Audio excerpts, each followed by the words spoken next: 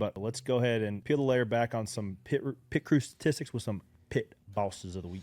Yeah, so, man, we've been slacking on pit boss of the week, but it's because there's been one team just dominating everything, and that's the 20 out of JGR. They have essentially had the fastest stops or the best averages almost every week of the season where we have had competitive pit stops. What is a fast average these days? Yeah, if you're averaging in the 8 seconds, you're in the top 5. We still don't have a standardized timing system, which I hope we get eventually, but depending on kind of what all the data looks like, you can make a kind of a assumption or estimate.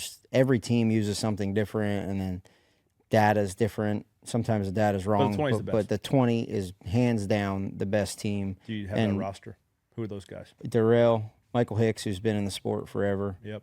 Blake Houston, front tire changer. Dog. And then they have a new Will Cooper is their new carrier. He's new this year. He jacks, I think, the 18 O'Reilly's car too. He's really special. A versatile fella. Yeah, a really special athlete, and he's brought a big spark to that team. And they just are running so fast. Their ceiling is just higher than everybody else's. Yeah. Now, play devil's advocate here. The 11 team has done this same thing in years past. Hot in the regular season. And you get a speed hangover. It's a weird thing because everybody wants to go 10-10s all the time, but it just doesn't work out. So my hope for the 20, now they've been a great pit crew. My hope for the 20 is that they keep it up all year, man. They're crushing it. And I want to see people do good.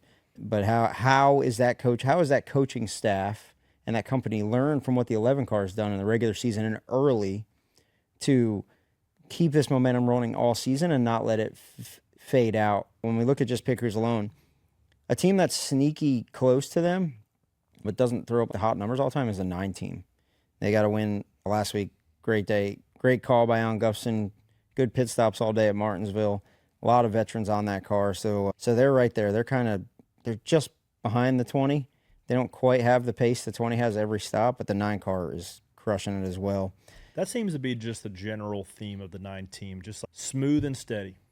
Dude, yes. They're always going to be there. It's not going to be sexy.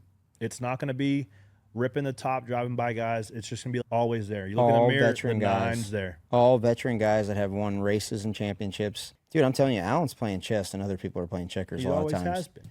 And this is going to fall right in. I saw a stat the other day where the 9 team, over 53% of the races he's run in the Cup Series, they finished in the top 10.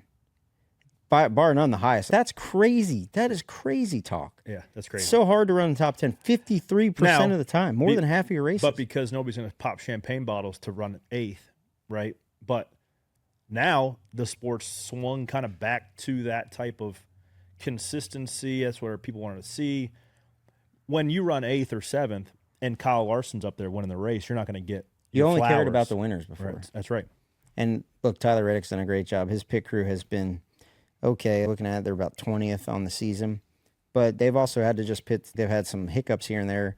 But they're a great team, and they've done what they had to do to win a race. So we can look at these rankings all day long, but they don't tell you everything you need to know because a lot of it's about down and distance, keeping your guy in the race. Yeah. If you're leading the race and you have a gap of 10 cars when you come to pit road, you don't have to do an 8.5. Yeah. The risk and the reward don't outweigh themselves. Will that come back and bite them though? If those guys their cadence is a 890, they can run a conservative level pit stop because they're so fast on a racetrack. When it gets down to it, 4 or 5 races in the chase, do they need to be? Doesn't need to be any different than it is now. No, I don't think you need to. Yeah, I mean, it depends on the situation and the down and distance, but you don't have to be as fast as you needed to be in the chase because you don't have to win as bad. You need to keep your guy in it all day long.